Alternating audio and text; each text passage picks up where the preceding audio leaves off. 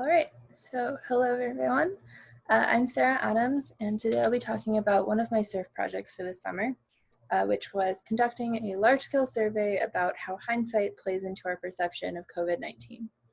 You may notice that my abstract also mentions my other SURF project, which was about EEG correlates of Alzheimer's disease. But given the limited time on these presentations, I'll just be focusing on the COVID survey for today.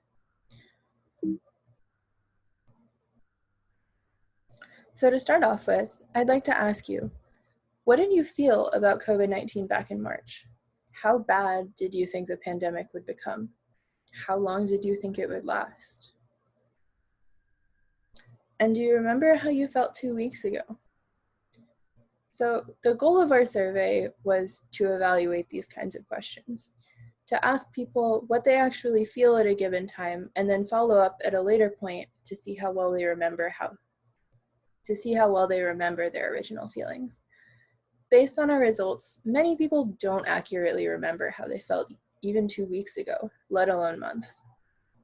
Given that, I'd wager that what you remember feeling about COVID in the past isn't what you actually felt at the time. Before we get into methods and results, I'd like to talk a bit more about the motivation for our project. So the underlying idea behind the survey is the concept of hindsight bias, or the tendency we have to remember events as being more predictable than they actually were. While this can sometimes be studied in the lab, it's far more relevant and can be studied more rigorously in the case of exceptional events, such as the current pandemic or during major political developments. The classic example of hindsight bias studies was on Nixon's trip to China and the USSR. So two scientists, Fishoff and Baith, asked people to estimate the likelihood of particular events, such as whether President Nixon would meet with Mao Zedong, or whether the USA and the USSR would agree to something like a joint space program. What they ended up with was this kind of plot. So the line going through y equals x represents what perfect recollection would look like, i.e. their original probability judgment is the same as what they remember saying. You can see that most of the events aren't on the line, so clearly there's some inaccuracy in people's memories. If we look closer, all of the points above the line indicate that participants remember saying a probability was higher than they actually did on the original survey. For example, the point at 20 on X and 70 on Y shows that before the trips, people thought this event only had a 20% chance of happening, but after the event occurred in real life, people remembered saying that there was a 70% chance of it occurring. And we see this kind of bias for nearly all of the events. People overestimate their prior likelihood judgment of events which did happen, and people underestimate their prior judgment of events that didn't. Our study is doing basically the same thing, but instead of evaluating events related to Nixon's trips, we're studying how hindsight bias affects our memory of COVID-19. So this topic is particularly relevant for the pandemic. The actions we take, both individually and as a society, are shaped by our predictions of what is to come. In later evaluating our response to COVID, it's important to understand the extent to which our recollection is biased. We will know what the outcome is, and our memories of what we were thinking back at the time will be shaped around that. Thus, being aware of our bias will both enhance historical accuracy as well as improve our response to possible crises in the future. With our study, we asked people to complete an initial survey, which includes questions like what they think of government actions or how many people they think will have been infected with COVID by a certain date. We also ask when they think the pandemic will be over and when they think a vaccine will be discovered. After a specific time, either 2 weeks, 2 months, or 6 months, we then send them a follow-up survey that asks how they remember answering when they took the original survey. So here's an example section from the survey itself.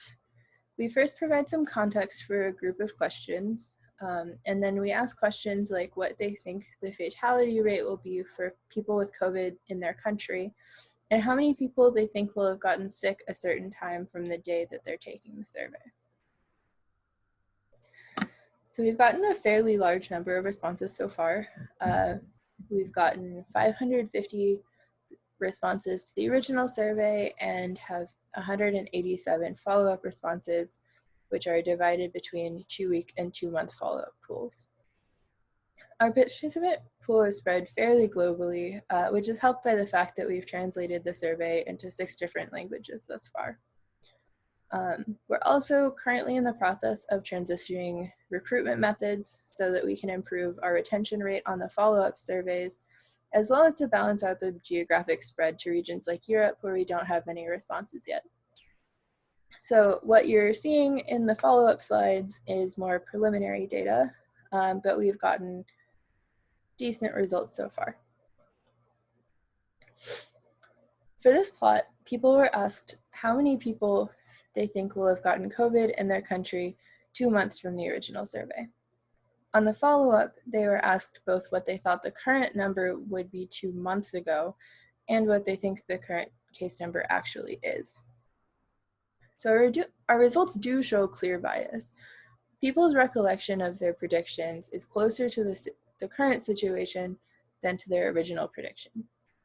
Because the situation's worse than they thought it would be when asked 2 months ago, their memories are generally altered to think that their original prediction was higher than it was. We say the same on many different questions.